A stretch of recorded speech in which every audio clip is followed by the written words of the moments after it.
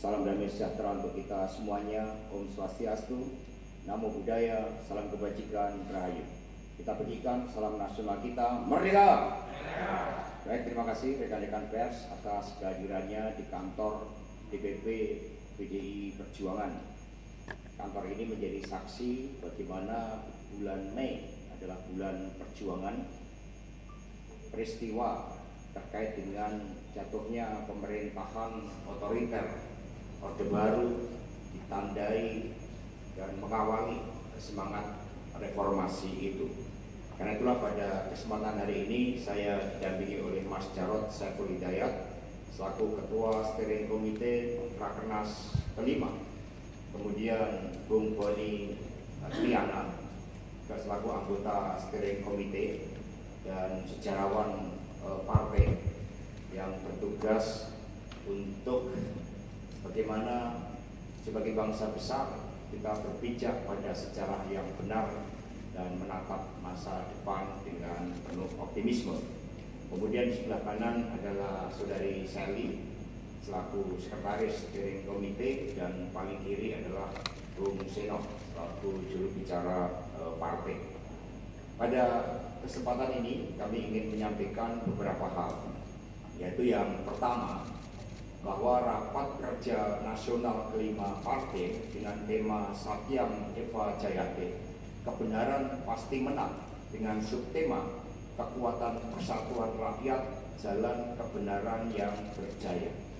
Tema ini telah dirumuskan oleh Ketua Situation Room Mas Prananda Prabowo dan menjadi tema sentral yang menjadi daya gerak partai di dalam menghadapi berbagai persoalan terkait dengan kegelapan kekuasaan dan matinya demokrasi.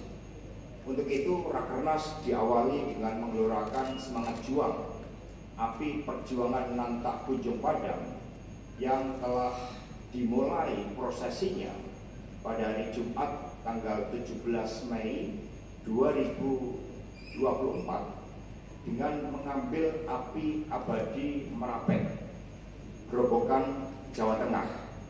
Api perjuangan ini kemudian bergerak menempuh 20 kabupaten kota, menempuh jarak 526 km dan menggelorakan semangat juang seluruh simpatisan, anggota, dan kader PDI Perjuangan.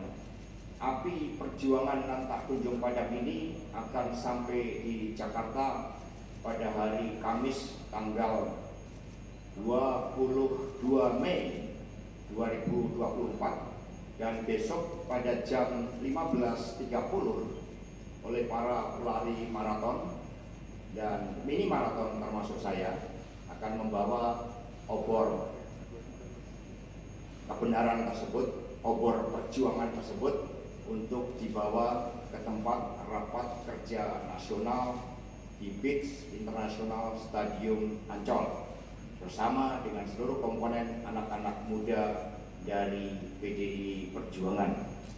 Kemudian yang kedua, rapat kerja nasional kelima secara teknis dan juga secara substansi dari seluruh materi-materi yang dibahas sudah diselesaikan oleh Steering Komite dan Rakernas akan diikuti oleh 2.160 peserta yang berasal dari fungsionaris DPW partai, Ketua Sekretaris Bendahara DPD dan DPC partai, anggota DPR RI, Badan dan Sayap partai, Ketua Sekretaris Bendahara DPLN, Dewan Pimpinan Luar Negeri dari 16 negara, anggota DPRD Provinsi Kabupaten Kota, Kepala Daerah Wakil Kepala Daerah PDI Perjuangan, dan calon anggota DPR RI terpilih pemilu 2024 yang non-incumbent, sehingga pada saat pembukaan jumlah peserta mencapai 4.858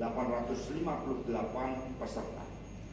Nah, di dalam rapat kerja nasional kelima tersebut, agenda utama di dalam pembukaan Rakernas itu adalah menerima obor dan api nantak kunjung padam, api perjuangan nantak kunjung padam, kemudian pidato politik dari Ketua Umum PD Perjuangan Ibu Profesor Dr. Megawati Soekarno Putri. Dan hal yang ketiga, bahwa Rakernas merupakan suatu momentum untuk mensikapi dan melakukan evaluasi terhadap apa yang terjadi di dalam pemilu presiden dan pemilu legislatif pada 2024 yang lalu, ya, pada tanggal 14 Februari ya, 2024, di mana Steering Committee telah melakukan pembahasan secara intens untuk merumuskan sikap-sikap politik partai terkait dengan konsolidasi partai di dalam menghadapi pilkada serentak, sikap politik terkait dengan situasi dan dinamika politik nasional dan internasional, sikap politik terhadap berbagai persoalan pokok rakyat yang harus direspon oleh PD Perjuangan, dan juga akan disampaikan sikap politik yang berkaitan dengan tantangan-tantangan demokrasi yang akan datang, serta bagaimana sebagai negara hukum harus menghormati supremasi hukum dan juga sistem meritokrasi yang harus dibangun.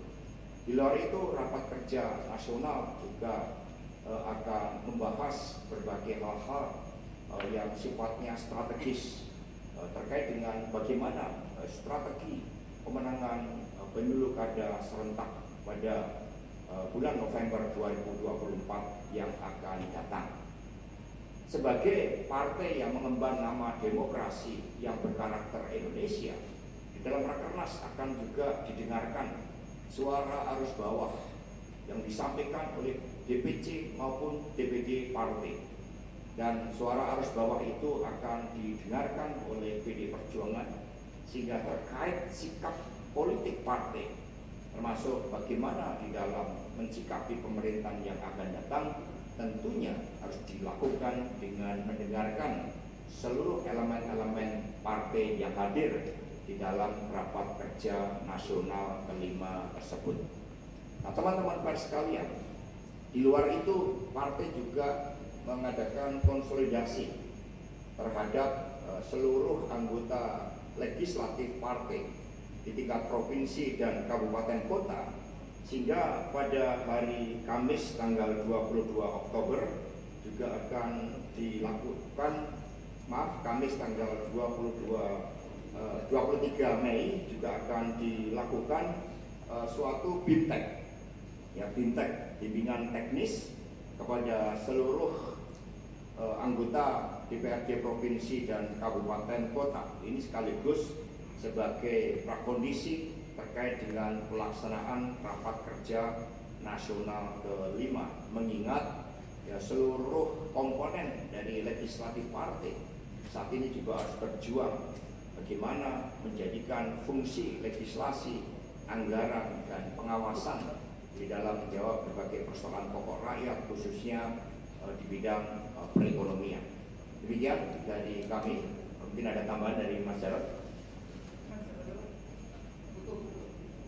Ini ya diadakan dalam suatu momentum di mana semangat reformasi bergelora menghadapi berbagai bentuk sisi-sisi gelap kekuasaan, dan itu terekam kuat di dalam memori publik, terekam kuat dari apa yang disuarakan oleh para tokoh-tokoh civil society, para guru besar, para ahli hukum, dan para seniman, bahkan budayawan, yang juga menyimpulkan bahwa pemilu 2024 merupakan pemilu yang paling brutal dalam sejarah demokrasi Indonesia, yang diwarnai dengan berbagai bentuk kecurangan yang diawali dengan suatu konstruksi rekayasa hukum di MK.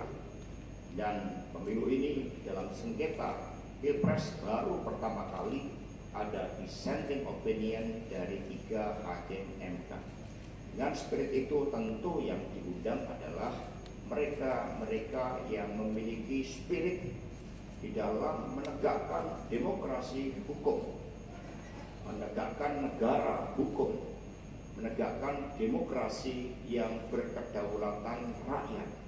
Sehingga PD Perjuangan ini pijakannya pada sejarah sangat kuat, karena Ibu Mega dan PDI Perjuangan adalah partai yang tidak hanya menjadi victim atas pemerintahan yang sangat otoriter saat itu, tetapi juga memiliki legacy di dalam memperjuangkan demokrasi yang berkedaulatan rakyat. Itulah yang akan diundang oleh PDI Perjuangan di dalam rapat kerja nasional yang kelima.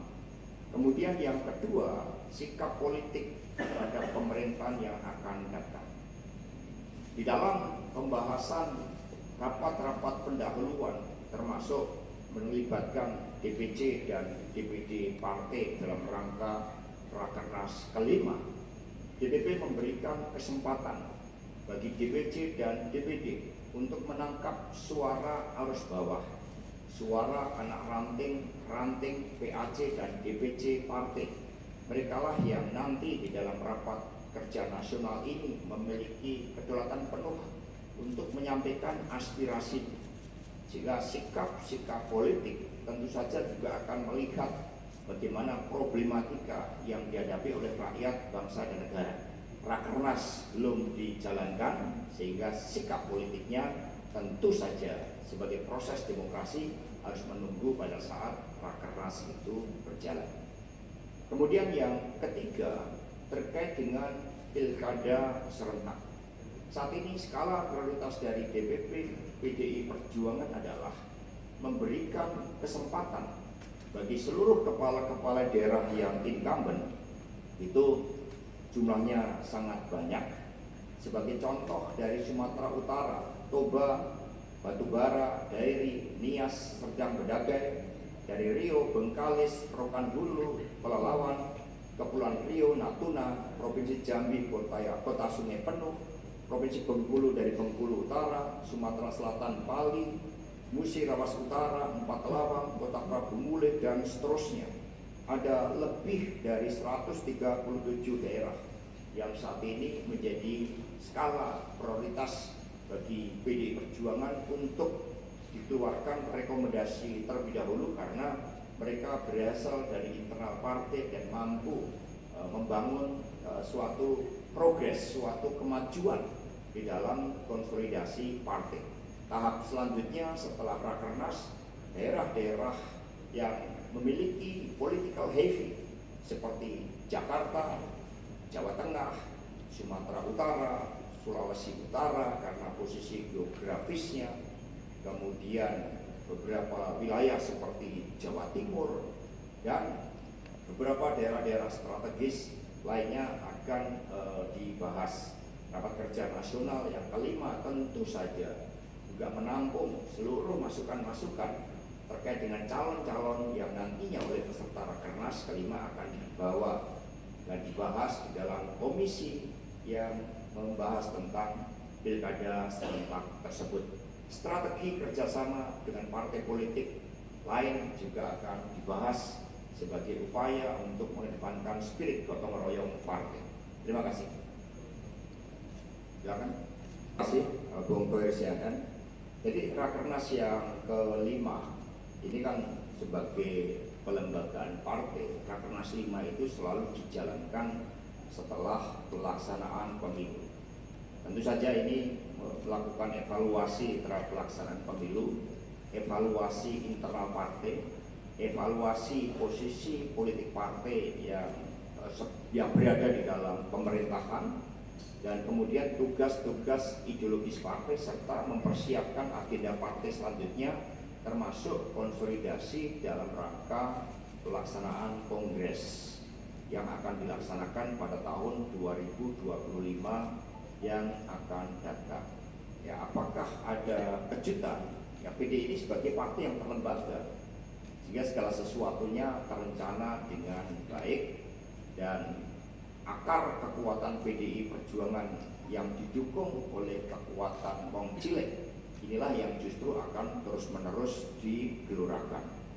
Kemudian terkait dengan pilkada Jateng, kami partai yang sistemik mengadakan kaderisasi sekolah partai. Kami tidak kekurangan stok pemimpin karena mereka telah dipersiapkan secara berjenjang.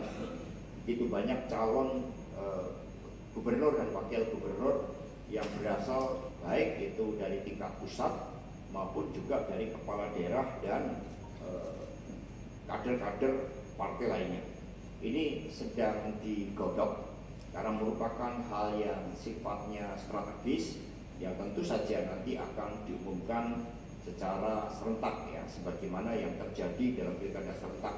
Ada pengumuman tahap pertama, tahap kedua, tahap ketiga, dan seterusnya. Kemudian terkait dengan pilihan politik, ya setiap warga negara oleh konstitusi memiliki hak untuk berserikat dan berkumpul, termasuk mau bergabung ke partai politik mana. Ada yang bergabung karena idealisme, ada yang bergabung karena kepentingan praktis kekuasaan. Jadi Perjuangan menghormati pilihan-pilihan untuk bergabung di dalam partai politik tersebut. Yang lain? Ya, silakan.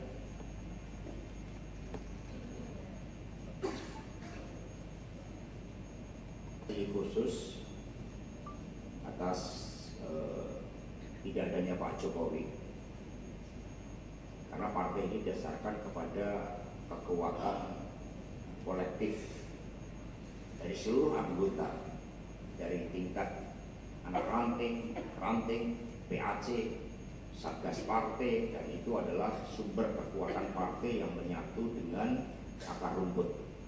Tapi Rakernas juga akan melakukan evaluasi secara kritis terhadap apa yang terjadi. Maka kami sudah mengadakan berbagai fokus group discussion dengan mengundang para pakar. Kami mendengarkan masukan-masukan dari pakar-pakar hukum, para ahli tata negara, para tokoh-tokoh demokrasi, para budayawan, semua sudah kami dengarkan masukannya, termasuk mereka-mereka yang selama ini bergerak di lembaga survei. Kami sudah dengarkan masukan dan kemudian seluruh rancangan ini nanti akan diperkaya oleh peserta Rakernas yang menangkap suara arus bawah. Jadi PD Perjuangan sesuai dengan temanya akan memegang teguh nilai-nilai Sakyam Eva Jayate tersebut. Kemudian ya PKB dan PKS karena memiliki emotional bonding di dalam kerjasama Pilpres tahun 2024 ini, mereka tentu ya juga melakukan suatu langkah-langkah konsolidasi sebagaimana PDI Perjuangan lakukan. Nah, nama-nama yang disebutkan tadi ya, belum melakukan komunikasi politik dengan DPP partai, karena DPP juga mendengarkan bagaimana harapan-harapan rakyat terkait dengan daerah khusus ibu kota tersebut, ya proses interkoneksi dengan wilayah-wilayah sekitar, upaya untuk mengatasi pencemaran udara, membangun sistem transportasi publik yang nyaman, mengatasi berbagai persoalan-persoalan lingkungan, itu yang juga menjadi concern dari DPP PD Perjuangan. Tetapi begitu rapat kerja nasional kelima dijalankan, semua akan bergerak cepat karena DPP juga sudah membentuk suatu tim khusus dalam kaitannya dengan pilkada serentak tersebut. Ya, jadi sikap politik akan dibahas di dalam rapat kerja nasional kelima. Kalau secara empiris, sikap politik apakah berada di dalam pemerintahan atau di luar pemerintahan pada Kongres 2004, 2009, 2015, dan 2019 itu diputuskan di dalam Kongres Partai. Karena memang pemerintahan baru itu kan efektif dalam periodisasinya setelah tanggal 20 Oktober.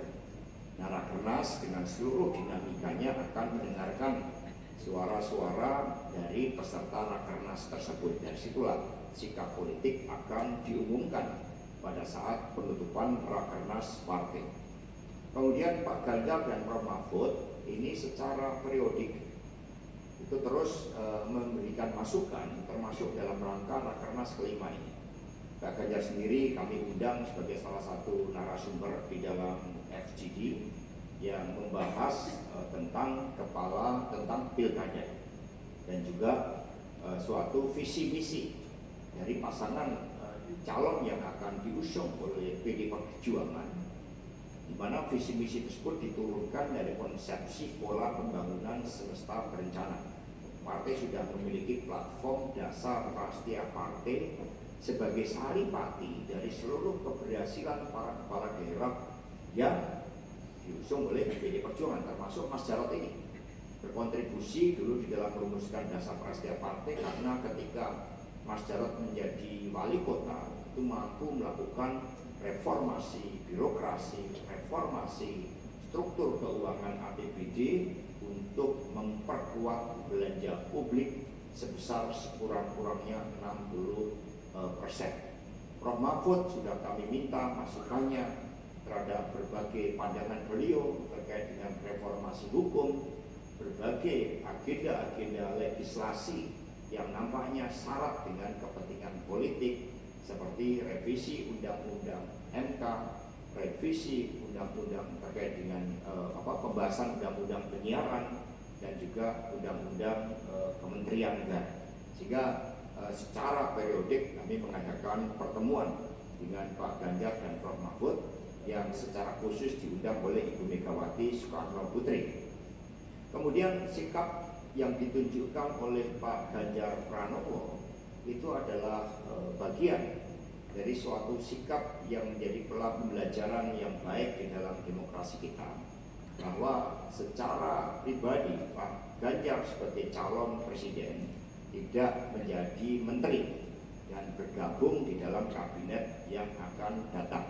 Sikap politik partai terkait dengan hal tersebut akan menerima masukan di dalam rapat kerja nasional, tetapi keputusan politik itu bisa dilakukan pada saat rapat kerja nasional, bisa juga dilakukan pada saat kongres yang akan datang.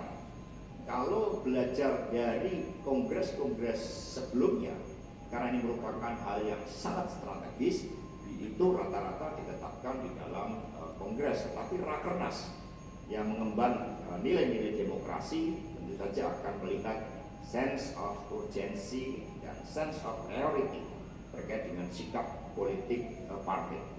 Kemudian pertemuan antara Pak Jokowi sebagai presiden dan Mbak Puan selaku ketua DPR RI dilaksanakan dalam fungsi legal formal dan tugas-tugas kenegaraan, di mana Indonesia menjadi tuan rumah dari suatu konferensi yang sangat penting, World Water Forum, di mana sikap PD Perjuangan selama ini itu adalah menyelamatkan kehidupan, termasuk menjaga sumber-sumber mata air, menjaga lingkungan hidup.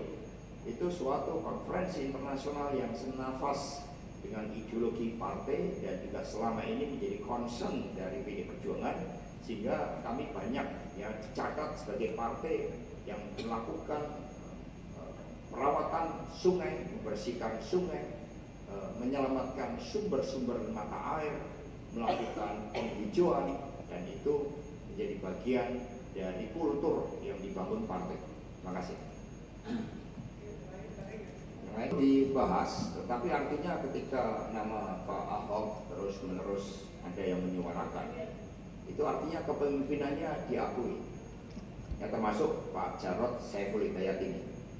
Jika itu menunjukkan bagaimana seorang pemimpin itu diakui karena keputusannya apakah berpihak di dalam memajukan daerahnya, memajukan Indonesia Raya. Ini yang sangat penting. Nah, teman-teman semuanya, rakernas nanti tentu saja sikap politik tersebut untuk menjawab apakah Indonesia akan lebih baik sekiranya PD Perjuangan berada di dalam atau di luar pemerintahan. Itu menjadi tolak ukur yang terpenting, karena kami ruang gerak kehidupan politiknya adalah berdedikasi pada rakyat, bangsa, dan negara. Dan kemudian yang kedua, apakah PD Perjuangan dengan tugas-tugas ideologis yang begitu kuat itu juga akan lebih baik apabila kami berada di dalam atau di luar pemerintahan. Tentu saja ini merupakan suatu keputusan strategis yang harus dijawab dengan cermat karena menentukan arah masa depan bangsa dan negara Indonesia. Demikian dari kami, kurang lebihnya mohon maaf. Terima kasih dan merdeka!